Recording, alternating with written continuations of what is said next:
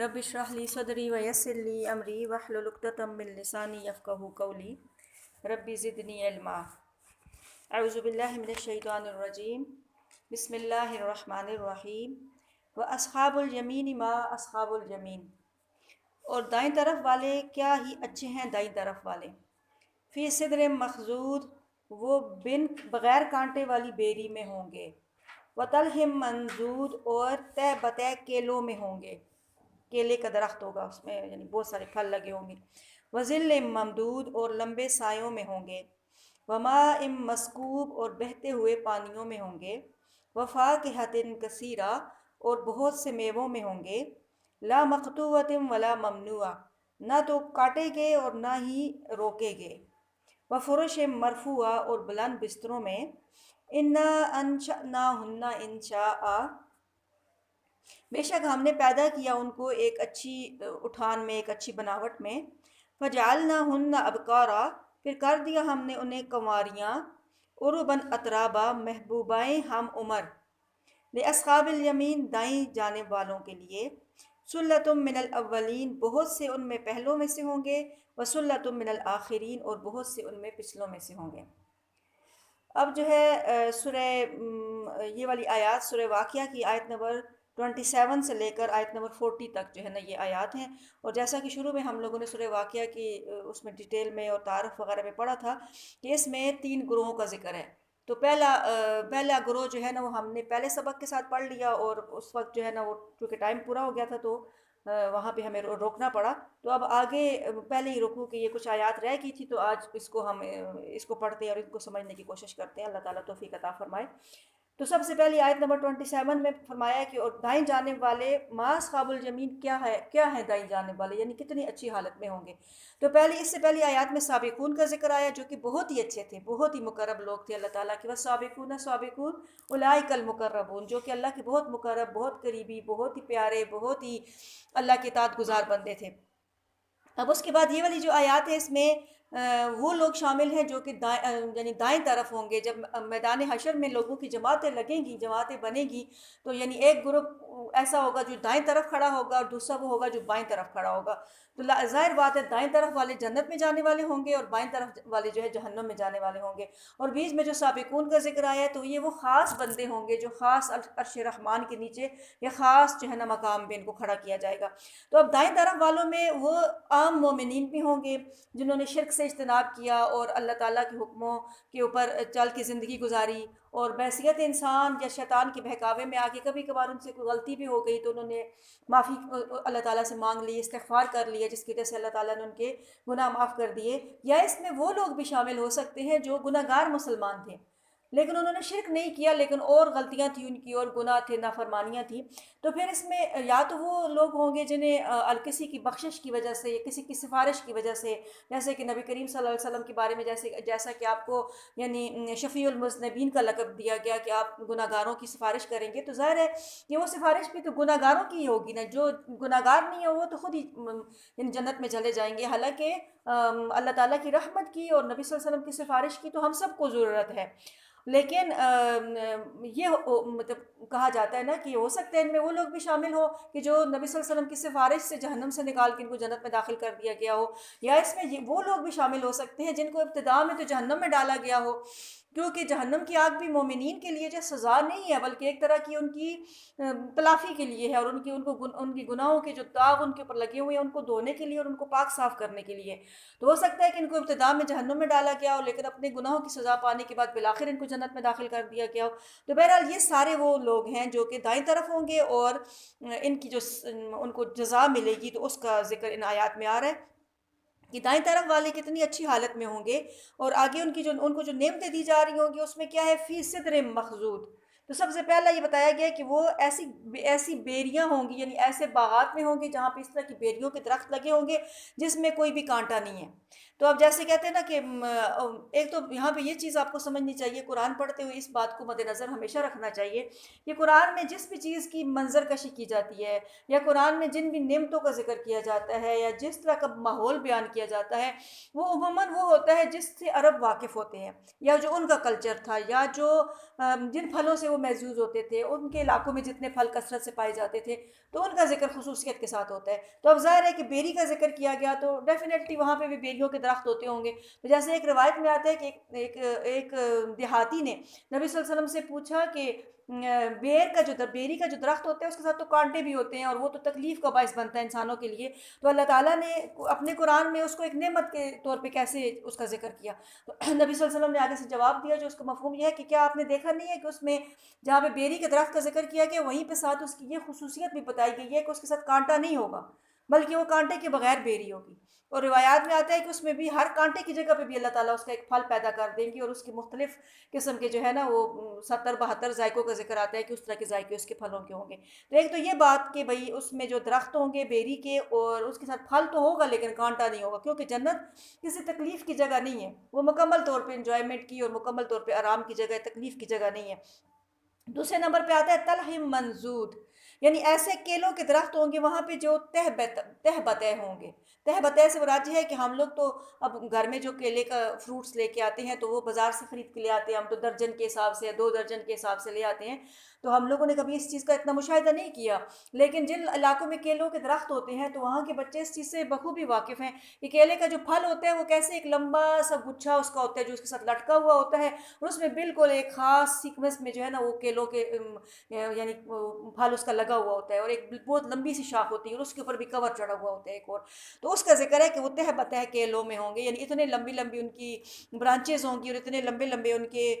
خوشے ہوں گے جن کے ساتھ وہ بالکل ایک لائن میں جو ہے نا کیلے لگے ہوئے ہوں گے، اور وظل ممدود، لمبے سایوں میں ہوں گے۔ تو اس سائے کا ذکر تو اس دن بھی میں نے بتایا تھا ایک حدیث کا مفہوم جس کا بیان کیا کہ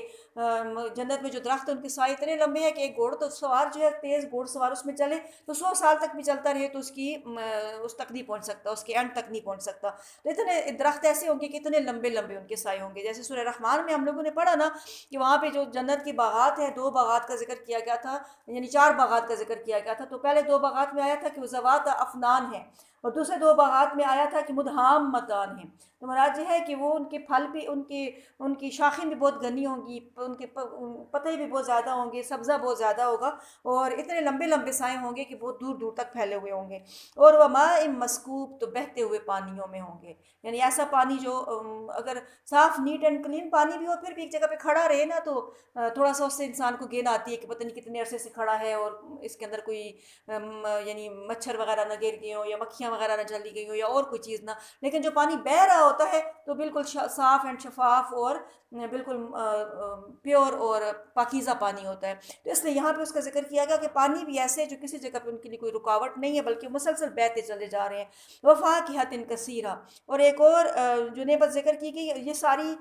یعنی 2-3 نعمتوں پھلوں کا ذکر کرنے کے بعد اب بتایا کہ بہت زیادہ پھل ہوں گے، فاکہۃ کثیرہ، ساری چیزیں اس میں آ گئی، جیسے سورہ رحمان میں تھا نا کہ فیہا من کل فاکہۃ زوجان، ہر قسم کے پھلوں کی دو قسمیں ہوں گی، اور یہاں پہ ہے کہ بہت سارے اس میں پھل ہوں گے، اس میں سارے پھل آگے کہ آپ جو بھی کنسیڈر کر سکتے ہیں کہ کون کون سے پھل وہاں پہ ہوں گے۔ اور آگے ان پھلوں کی ایک اور خاص چیز جو دنیا میں جو ہمیں مسئلہ پیش آتا ہے اس کا ذکر ہے کہ وہ وہاں پہ نہیں ہوگا۔ وہ مسئلہ کیا ہے کہ لا مقطوعۃ ولا ممنوعہ، نہ تو کاٹے گئے اور نہ ہی روکے گئے۔ ایک تو بات یہ ہوتی ہے کاٹنا، مقطوع ہو جانا، اس کا مطلب یہ ہے کہ جیسے سیزن ختم ہوتا ہے تو پھل ختم ہو جاتا ہے۔ بس پھل ایسے ہوتے ہیں انسانوں کو کتنے پسند ہوتے ہیں، کتنے فیوریٹ ہوتے ہیں اس کے لیے، لیکن جب سیزن نہیں ہوتا تو وہ پھل اس کو نہیں ملتا۔ آج کل جو اگر یہ فریزر وغیرہ میں رکھ کے وہ لے بھی آتے ہیں لیکن اس کی نہ اتنی خوشبو ہوتی ہے نہ اس طرح کا اس کا ذائقہ ہوتا ہے، شکل میں تو نظر آ رہا ہوتا ہے لیکن حقیقت میں اس طرح کا نہیں ہوتا۔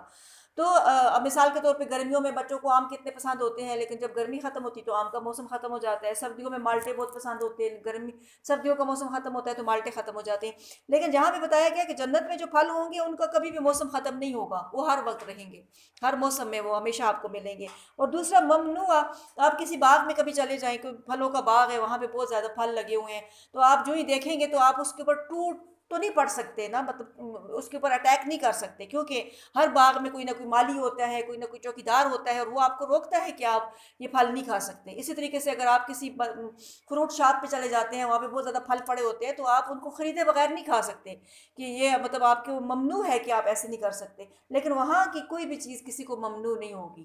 ہر چیز ہر وقت ہر بندہ کھا سکے گا، جس وقت کسی کا کچھ کھانے کا دل چاہے گا تو وہ اس کے لیے میسر ہوگی۔ تو اس لیے یہاں پہ بتایا کہ نہ تو ان کا موسم بدلے گا اور نہ کوئی کسی کو روکا جائے گا کہ اس کو نہ کھاؤ، بلکہ ہر بندہ اس کو ایزیلی اس تک پہنچ سکے گا۔ اور آگے ایک اور نعمت کا ذکر ہے کہ وہ فرش مرفوعہ اور بلند بستر ہوں گے، یعنی یا تو یہ بلند بستر سے مراد کہ وہ کسی اونچی جگہ پہ پڑے ہوں گے، اور یا یہ ہے کہ ویسے بھی فرش سے تو عموماً بستر تھوڑا سا اونچا ہی ہوتا ہے، تو وہ بلند بستروں میں ہوں گے۔ انا انشأناہن انشاء، اب آگے یہ حوروں کا ذکر کیا جا رہا ہے، جیسے پیچھے آیت نمبر 22 میں بھی آیا تھا نا، وحور عین وسابقون کی کا جو پورشن تھا اس میں آیا تھا، تو اب ہو سکتا ہے کہ یہ ضمیر اس کی طرف لوٹ رہی ہو، کیونکہ ہن جو ہے مؤنث جمع مؤنث کی ضمیر ہے۔ تو فرمایا کہ ہم نے ان حوروں کو جو ہے نا انشاء ایک اچھی بناوٹ میں پیدا کیا، ایک نئی اٹھان میں پیدا کیا، ایک یونیک طریقے سے۔ تو بعض کہتے ہیں اس سے مراد یہی ہے کہ وہی جنت کی جو حوریں جو جنت میں ہی پیدا ہوئی ہوں گی، اور یعنی انہی جنتیوں کے لیے وہ ہوں گی۔ اور بعض اس سے یہ بھی وہ کرتے ہیں، معنی نکالتے ہیں کہ اس سے مراد یہ ہوگا کہ دنیا کی بھی جو عورتیں ہوں گی، تو اگرچہ ایسے ہوتا ہے کہ جو نیک لوگ ہوتے ہیں، ایمان والے ہوتے ہیں، لیکن اس کے باوجود وقت گزرنے کے ساتھ ساتھ، جوانی میں تو ہر بندہ خوبصورت ہوتا ہے، حسین ہوتا ہے، لیکن وقت گزرنے کے ساتھ ساتھ انسان کی وہ چیزیں ختم ہو جاتی ہیں، نہ بال اتنے حسین رہتے ہیں، نہ سکن اتنی حسین رہتی ہے، نہ وہ باقی جو انرجیز ہوتی ہے باڈی میں وہ بھی ساری ختم ہو جاتی ہیں، لیکن جنت میں ہر ایک کو دوبارہ سے جوان کر دیا جائے گا۔ جس کے اوپر ایک حدیث بھی ہے جس میں آتا ہے کہ ایک دفعہ حضرت عائشہ رضی اللہ تعالیٰ عنہا کے پاس ایک نبی صلی اللہ علیہ وسلم جب تشریف لائے تو ایک خاتون بیٹھی ہوئی تھی، جب آپ نے پوچھا تو انہوں نے عرض کی کہ یہ ہماری کوئی رشتے کی کوئی خالہ ہے، اور وہ بوڑھی خاتون تھی۔ تو جب نبی صلی اللہ علیہ وسلم نے ان کو دیکھا تو آپ نے فرمایا کہ کوئی بھی بوڑھا جنت میں نہیں جائے گا۔ تو وہ بیچاری بڑی پریشان ہو گئی، رونے بھی لگ گئی، بعض روایات میں آتا ہے کہ رونے لگ گئی کہ میں جنت میں نہیں جاؤں گی۔ تو یہ والی جو حدیث ہے نا، یہ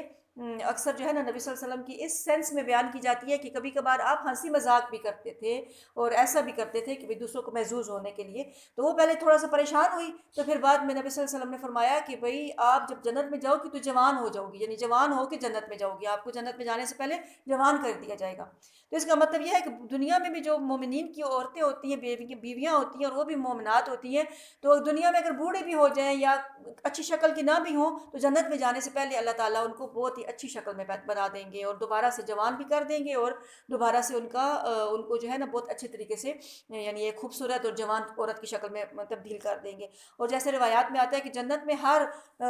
بندہ جو ہے نا جوان ہو جائے گا، چاہے مرد ہے چاہے عورت ہے، اور عموماً یہ آتا ہے کہ ان کی عمر جو ہے نا 33 ایئرس کے برابر ہوگی۔ جیسے دنیا میں 33 سال کی عمر ہوتی ہے نا، تو وہ کہتے ہیں کہ وہ ایسی عمر ہوتی ہے کہ جوانی